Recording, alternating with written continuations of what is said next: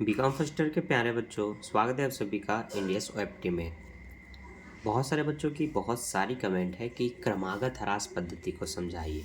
तो आज मैं आपको समझाने वाला हूँ क्रमागत ह्रास पद्धति। इसी को ह्रासमान पद्धति भी बोलते हैं, ये आपको पता होना चाहिए। एक छोटा सा प्रश्न है जिसके माध्यम से मैं आपको क्रमागत ह्रास समझाऊंगा और आप पूरा का पूरा क्रमागत ह्रास की रीति को समझ जाएंगे। बस शर्ते आपको शुरू से लेकर एंड तक इस वीडियो को देखना पड़ेगा, ठीक है। और हाँ, बेहतर तरीके से सीखना है तो अपना भी एक कॉपी निकाल करके बैठो, पेंसिल, रबड़, स्केल, कटर, पेन वगैरह मेरे साथ साथ बनाते हुए चलना, तो और बेहतर तरीके से सीख पाओगे। तो सबसे पहला काम होता है प्रश्नों को बड़े ध्यान से पढ़ना। प्रश्न ने लिखा है, एक्स लिमिटेड कंपनी ने 1 अप्रैल 2009 को 40,000 रुपये में एक यंत्र खरीदा तथा 1 अक्टूबर 2010 को ठीक अगले ही साल दूसरा यंत्र खरीदा 20,000 रुपये का। पहले वाले यंत्र को 1 सितंबर 2011 में बेच दिया गया 33,000 रुपये में तथा दूसरा यंत्र को 1 अक्टूबर 2012 में 10,000 रुपये में बेच दिया गया। तो क्रमागत ह्रास की दर है 10% वार्षिक। तो आपको 4 वर्षों का यंत्र खाता इसमें बनाकर दर्शाना है। तो सबसे पहला काम है कॉलम खींचने का। प्रश्न तो हमने पढ़ लिया, हमारा पहला काम हो गया। दूसरा काम है अब हम कॉलम वगैरह तैयार करेंगे। हम चाहे तो कार्यविधि भी कर सकते हैं और कॉलम को अगले पेज में दर्शा सकते हैं, ठीक है। लेकिन अगर आप चाहते हैं कि बगल किसी भी एक पन्ने में हम कार्यविधि करके फटाफट क्वेश्चन बनाएं तो हम वो भी कर सकते हैं, जैसा आप चाहें, ठीक है। अब मेरी आदत हो चुकी है, मैं कार्यविधि बनाते बनाते खातों के अंदर ही कर देता हूँ, है ना। जो भी निकालना है मैं ऐसे ही निकाल लेता हूँ, तो मैं अलग से कार्यविधि नहीं करता। हाँ, लेकिन आपको अगर करना है तो आप बिल्कुल कर सकते हैं, ठीक। हाँ, तो सबसे लास्ट वाला कॉलम से मैं स्टार्ट करता हूँ क्योंकि वो अमाउंट का कॉलम होता है, ठीक है। आप भी मेरे साथ बना सकते हैं, कोई दिक्कत नहीं है। चलिए आगे देखिए।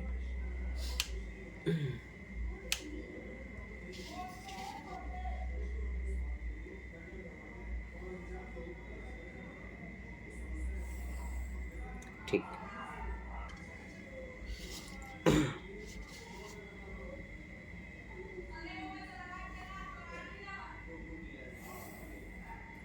तो दिनांक, विवरण, राशि, ये हमारी एक कॉलम बन गई। यहाँ पर आप फिर से एक राशि का कॉलम खींचेंगे। अब ये मेरे को थोड़ा टेढ़ा लगने लगा। होता है बड़े बड़े शहरों में, बड़ी बड़ी क्लासों में ऐसी छोटी मोटी गलती होती रहती है, ठीक। तो कॉलम हमने खींच लिया, अब इनको नामकरण कर देते हैं इनका। सबसे पहला कॉलम आप डेट या फिर हिंदी में दिनांक लिखेंगे, पर्टिकुलर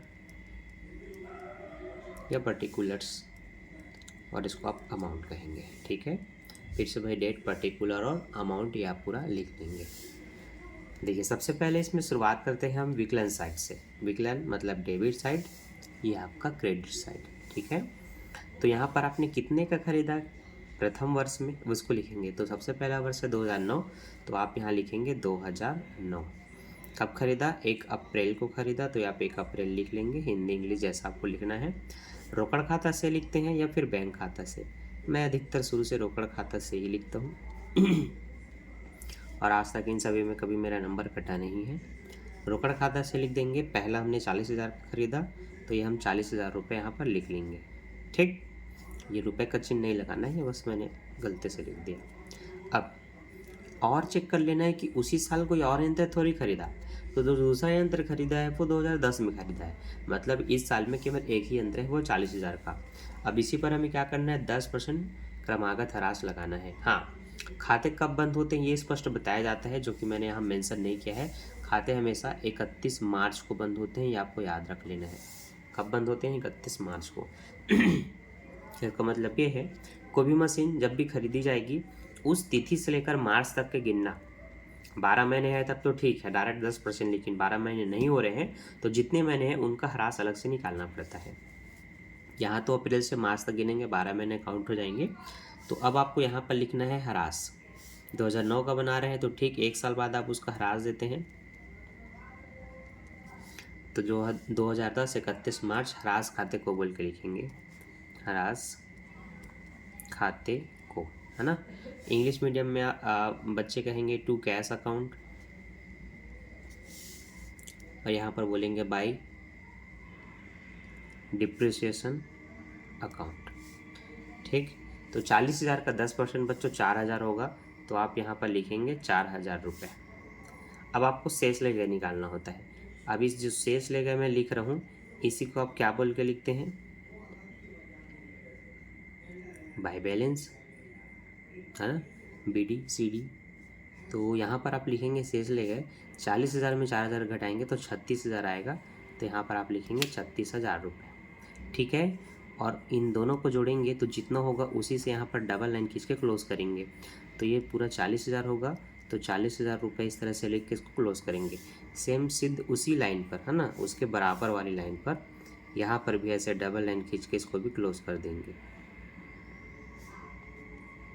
यहाँ पर भी आप 40,000 रुपये लिख देंगे। ठीक है, आगे 2010 को यहाँ पर लिखेंगे, 2010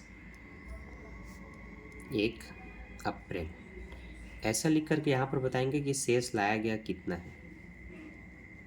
टू बैलेंस BD बोल देना कितना है, तो शेष लाया गया हमारे पास है 36,000। जो ले गए होता है उसी को यहाँ लाया गया लिखते हैं, तो ये है 36,000। अब 2010 में कोई मशीन खरीदा हो तो उसको लिखेंगे। तो हाँ, 1 अक्टूबर को 2010 में 20,000 का मशीन खरीदा गया था, तो अक्टूबर में खरीदा था, तो यहाँ पर आपको 1 अक्टूबर लिख लेना है। और जो भी खरीदेंगे रोकड़ से या बैंक से है तो रोकड़ खाता से या फिर बैंक खाता से लिखेंगे। टू कैश अकाउंट लिखना है आपको, क्या लिखना है? टू कैश अकाउंट 20,000 रुपये। ठीक, और इस तरफ 2010 के बाद आप 2011 लिखेंगे। ठीक, 1 साल बाद वाले सन को लिखा करें, और 31 मार्च को आप ह्रास निकालेंगे, तो ये आप लिख सकते हैं ह्रास खाते को बाय डिप्रिसिएशन अकाउंट आपको लिखना है। अब चूंकि 2 मशीन आ गई तो दोनों का अलग अलग शो करना पड़ेगा, तो एक मशीन 1 करके लिखो, एक मशीन 2 करके। 36,000 का 10% आप लगाओगे, फिर से इस साल एक ह्रास लगाओगे, तो 36,000 का 10% निकालो, 3600 होगा, तो ये 3600 लिख दो। ठीक, लेकिन अगली मशीन 20,000 का है। मैंने बोला था जब भी मशीन खरीदोगे देख लेना 1 अप्रैल से 31 मार्च मतलब पूरे 12 महीने हैं या कम है, तो ये कम है। अक्टूबर में खरीदा तो आपको जो ह्रास लगाना है वो अक्टूबर से लगाना है, तो अक्टूबर, नवंबर, दिसंबर, जनवरी, फरवरी, मार्च तक गिने हैं तो केवल 6 महीने हो रहे हैं, तो आपको 6 महीने का ह्रास निकालना है। तो आपको क्या करना है, जो भी 10% वार्षिक निकलेगा उसको आधा कर देना है। पेंसिल में मैं बताता हूँ ताकि आप इसको अलग से नोट करके रखें। ठीक है, कार्यविधि में देखिए, 20,000 के यंत्र पर 10% ह्रास तो लगेगा, नो डाउट, पर 6 महीने का ह्रास है तो 6/12 भी लिखना होता है। जब आप 0 से 0 और 0 से ये 0 काटते हैं तो 6 कम 6 6 दूनी 12 कटता है, और ये 2 से ये चीज़ें कट जाती हैं जो भी यहाँ पर होगा। तो यहाँ 2,000 है, 2 एक कम 2, 2 एक कम 2, 0 का 0 का 0, 1,000 बचा। तो आपको ये समझ में आ गया कि इस समय जो ह्रास निकला है वो 1,000 निकला है। तो यहाँ पर आप कितना लिखेंगे बच्चों? यहाँ पर आप 1,000 ही लिखेंगे। कुल मिला 4,600 होगा, तो यहाँ पर आपको 4,600 रुपये शो करना है। इन दोनों को जोड़ेंगे तो 4,600, और जब शेष ले गए लिखेंगे, तो इन दोनों के टोटल में से इसको घटाना है। ये दोनों का अलग अलग घटा के आप यहाँ बता सकते हैं कि कितना कितना बचा। ठीक है, जैसा आपको ठीक लगता है वैसा आप कर सकते हैं। देखिए, इन दोनों का जो टोटल है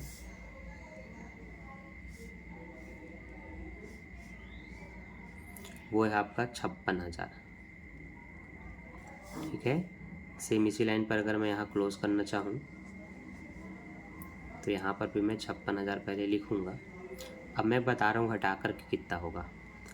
ये 56 का 6 है, 6,000 में 4,000 गया 2,000, 2,000 में से 600 गया 1,400, तो 51,400 आएगा, शेष ले गए, तो ये 51,400 मैंने लिख दिया। ठीक है, ठीक है। अब 600, 400, 1,000 होगा, 1,000 में ये 51 और 1 52, 52 और 4 56 हो जाएगा। दोनों को जोड़ के देखिए, इतना ही आना चाहिए। ठीक, अब 2011 में मशीन को बेचा गया 33,000 में, तो अब आएंगे हम 2011 में। 2011 इस समय वर्ल्ड कप जीता था हमारा इंडिया। वैसे मैं क्रिकेट देखता नहीं हूँ और थोड़ी मोड़ी जनरल नॉलेज रखना पड़ता है। शेष लाया गया, शेष लाया गया हम बताएंगे कि एक मशीन 1 है, एक मशीन 2 है, 2 मशीनें हैं हमारे पास, जिसमें से एक मशीन 36,000 का, 36,000 में से 3600 चला गया, कितना बचेगा बच्चों बताओ। 6,000 में 3 गया 33,000, 33 में 600 गया 32,400। तो पहला मशीन जो बचा वो है 32,400 का। 20,000 में से 1,000 गया, वो कितने का है, वो 19,000 का है। तो कुल मिला के तो आपने यहाँ लिख लिया है 51,400। सेम चीज़ यहाँ आएगा, दोनों को आप जोड़ के देख सकते हैं। इसमें से किसको देंगे 20, 20 और 50 51,400। तो यहाँ पर आप लिखेंगे 51,400। ठीक। अब जब बिकता है ना तो सारी तिथि को ध्यान से देखना पड़ता है कि किस समय बिका है। सितंबर में बिका है तो इसका मतलब ये है आपने उसको अप्रैल से शुरुआत आप कर रहे हैं, हर साल अप्रैल से, तो अप्रैल से आप उपयोग करना शुरू कर देते हैं, फिर मार्च में ह्रास लगता है। तो अप्रैल मई जून जुलाई अगस्त सितंबर में बिका, तो अप्रैल मई जून जुलाई अगस्त तक आपने प्रयोग किया है और ठीक सितंबर में बेच दिया है। तो अप्रैल मई जून जुलाई अगस्त 5 महीने आपने उपयोग किया है, तो आपको 5 महीने का ह्रास निकालना पड़ेगा उस पहले यंत्र पर। तो जो भी मशीन बिकेगी उस पर ह्रास निकालना पड़ता है, ये इसका सबसे मुख्य काम है ना। वो आपको मैं नीचे में निकाल के बताता हूँ। अभी वो मशीन है 32,400, तो ये मैंने लिखा उसकी कीमत 32,400। वो बिक रहा है 5 महीने बाद, तो 5/12 और ह्रास की दर 10% है, 10/100 लिखना होता है। बस ये चीज़ें कुछ खास है जो आपको याद रखना पड़ता है, बाकी तो कोई भी दिक्कत नहीं है। 1 0 से 1 0 काटिए, फिर 1 0 से फिर 1 0 काटिए। अब आप चाहें तो 5 से गुणा कर लें, फिर 12 से भाग कर लें, या दोनों को अगर आप काटना चाहें 3 के पहाड़े से 4 के पहाड़े से तो आप काट सकते हैं। मुझे दिख रहा है कि 3 से कट जाएगा तो मैं 3 से काट लेता हूँ। 3 एकम 3, 3 के पहाड़े में 2 नहीं आता तो 3 शून्य 0, फिर 3 अट्ठे 24, फिर 3 शून्य 0, 3 चौक 12। ठीक है, काट लिया मैंने। मैं 4 से भी काट के देख सकता हूँ। 4 एकम 4, 4 दूनी 8, 2 बचा, 4 सत्ते 28, 0 का 0, 270। 270 को 5 से गुणा कर लूँगा, 5 शून्य 0 और 5 सत्ते 35, 5 दूनी 10, 3 13, 1350 आया बच्चों। तो यहाँ पर आप लिख लेंगे 1350। क्लियर है, कोई डाउट नहीं होना चाहिए। तो अब जो आप 32,400 यहाँ लिखे थे उसमें से आप अभी का ह्रास घटा देंगे जितना आप निकाल रहे हैं। तो अभी का जो ह्रास निकला इसका, ये निकला 1350। तो यहाँ पर मैं 1350 को घटा दूंगा। 10 में 5 जाएगा 5, 3 में 3 गया 0, 2 में गया 1 और 3 का 3। अब इसमें से विक्रय को घटाना होता है। तो विक्रय है 33,000 का, उसको मैं इधर घटा लेता हूँ क्योंकि वहाँ जगह नहीं है। तो 33,000 में बेचा जा रहा है और अभी उसकी कीमत है 3150 का। तो 3150 को घटाते हैं।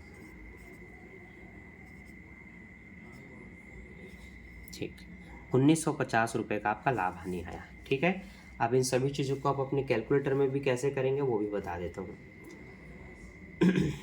चलिए, सभी बच्चे अपना अपना कैलकुलेटर निकाल लिए और ध्यान से देखिए।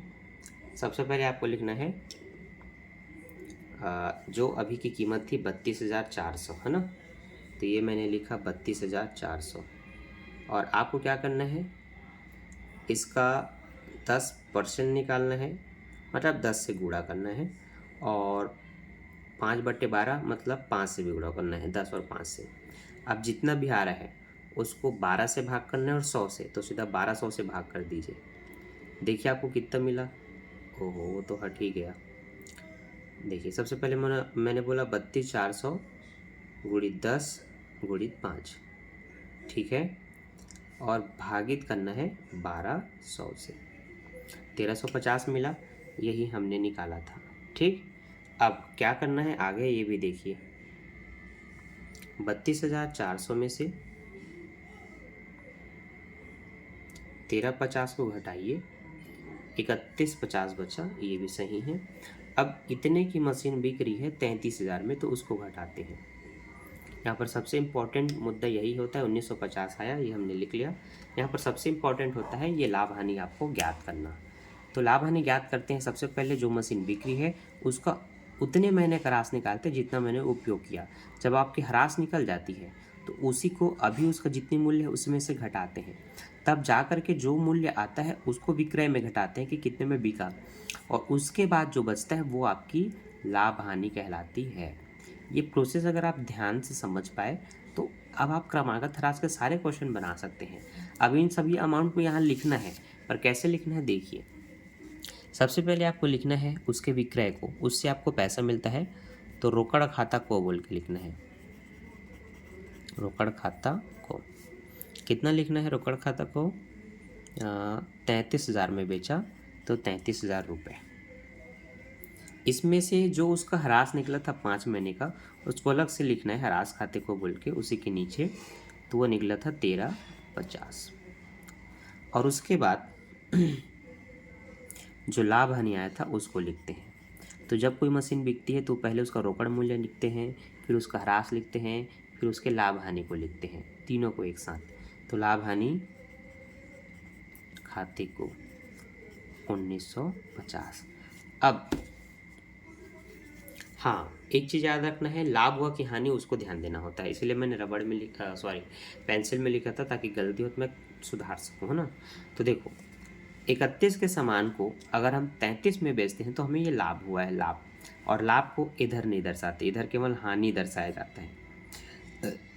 लाभ आपको यहाँ लिखना होता है तो आप यहाँ लिखेंगे लाभ हानि खाता से 1950। ठीक, तो ये चीज़ें यहाँ से कट जाएंगी, ये समझ लीजिए। अभी रबड़ नहीं है मेरे पास, मतलब थोड़ा गुम गया है, अभी जहाँ मैं वीडियो बना रहा हूँ वहाँ पास तो नहीं है, तो ये चीज़ें यहाँ रहेंगी। अगर हानि होता ना बच्चों तो उसको वहीं लिखते। ठीक, अब इसके बाद क्या करना होता है, जो मशीन नहीं बिक रही है उनका केवल ह्रास लिखना होता है तारीख डाल करके।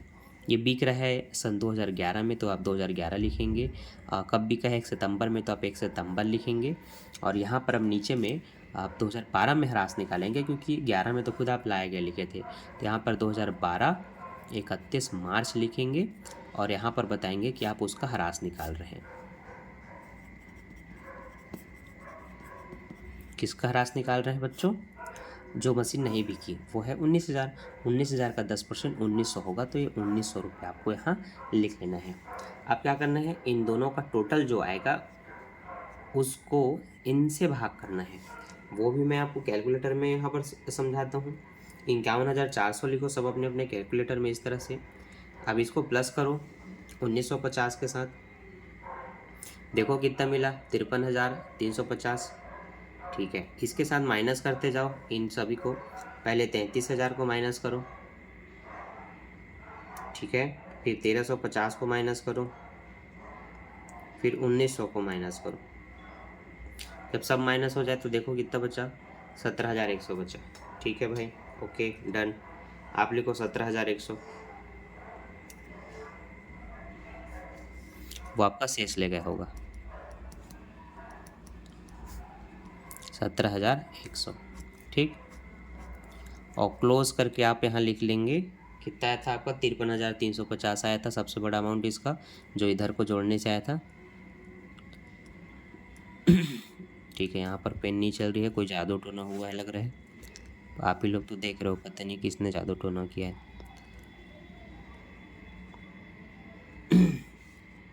चलो ठीक, अब हमने चेक करना है कि कितने साल का बन गया। 4 वर्षों का बोला था ना, ये हुआ पहला साल, ये हुआ दूसरा साल, ये हुआ तीसरा साल, 1 साल का और बाकी है।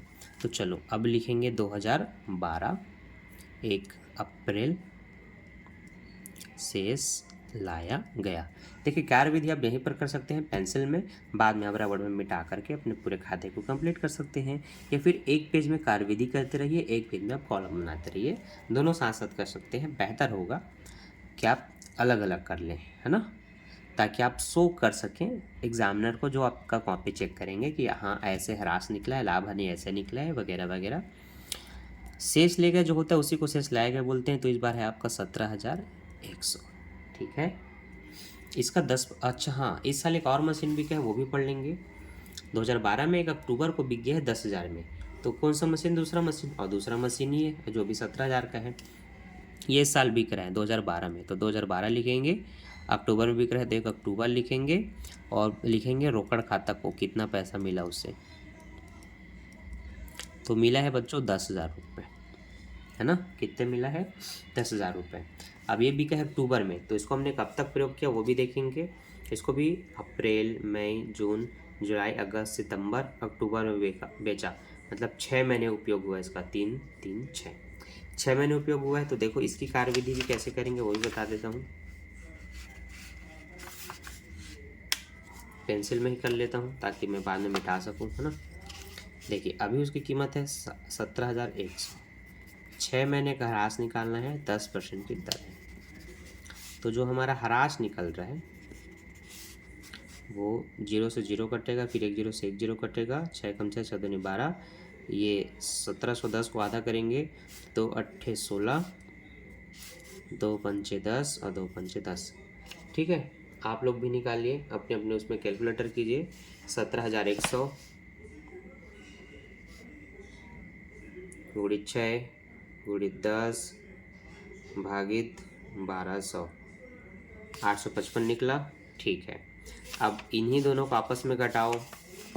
ठीक है भैया, चलिए करते हैं। 17,100 में घटाओ, हाँ ठीक। इसके बाद इतने की मशीन को कितने में बेचा जा रहा है? 10,000 में, उसको भी घटा दो।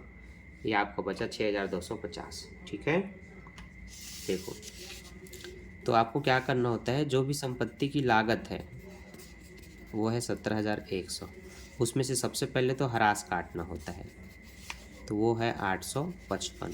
जब वो कट जाए तो आपको मिला 16,245। तो जब ह्रास कट जाए तब आप उसके विक्रय को घटाते हैं। तो विक्रय कितने में हुआ है? 10,000 में। तो पता चलेगा 6,245 का आपको जो अमाउंट बचा है, यही क्या है आपका लाभ और हानि है। ठीक है, तो इस तरह से आपको पूरा लाभ हानि निकालना होता है। एक और जो मैंने अभी क्वेश्चन का इधर कचरा किया था, इस कचरा को आप इसी तरह से लाइन से लिख सकते हैं ताकि सिस्टमेटिक और बढ़िया दिखे। ठीक है, तो पहले मूल लागत मतलब जो भी संपत्ति की अभी की शेष है उस पर आप ह्रास निकालना। अब उस शेष को फिर से यहाँ लिख लेना लागत बोल के, उसमें से ह्रास को काटना, फिर जो अमाउंट है उसमें विक्रय को घटाना, फिर जो आए वही आपका लाभ हानि होता है, जिसको आप प्रॉफिट एंड लॉस भी बोलते हैं। इन्हीं सबको यहाँ लिखना है। तो उसका ह्रास लिखेंगे 855, तो यहाँ पर मैं लिख लेता हूँ 855।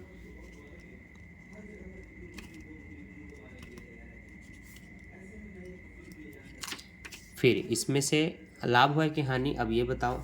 तो 17,000 की मशीन थी, और 1,000 घटाने के बाद 16,000 हुआ था, उसको मात्र 10 में बेचा, मतलब 6,000 रुपये की हानि हुई है। और हानि इधर ही रहेगा, लाभ इधर आता है, हानि तो इधर ही रहेगा। तो उसको लाभ हानि खाता को बोल के 6,245 रुपये आप लिख देंगे। अब आप तीनों को जोड़िए, तीनों को जोड़ने से क्या अमाउंट आना चाहिए जो इधर है, तो तीनों को जोड़ लीजिए, ये होगा 17,100। कितना होगा? 17,100। नहीं हुआ तो अपने आप को थोड़ा धमाधम बजा देना, क्योंकि आंसर तो यही आएगा। नहीं आया तो फिर कुछ फॉल्ट है, उसको आप चेक करेंगे। ठीक है, तो इस तरह से बन गया बच्चों क्रमागत ह्रास। 23 मिनट आपने समय दिया, बहुत बहुत धन्यवाद। इस 23 मिनट के अंदर आप पूरे का पूरा सीख चुके हैं क्रमागत ह्रास पद्धति। ठीक है, जो नहीं सीखे वो एक वीडियो और उनको भी देख लेना, और भी वीडियो लाता रहूँगा, स्पेशल से स्पेशल क्वेश्चन बनाऊंगा आपके लिए। बस करते आप वीडियो को पूरा देखिए और ध्यान से सीखिए, और समझ में आ जाए तो वीडियो को लाइक ज़रूर कर दीजिए। आप भूल जाते हैं, प्लीज़ लाइक कर दीजिए। बाकी मिलता हूँ नेक्स्ट वीडियो में नेक्स्ट टॉपिक के साथ। अभी के लिए बाय, थैंक्स फॉर वॉचिंग।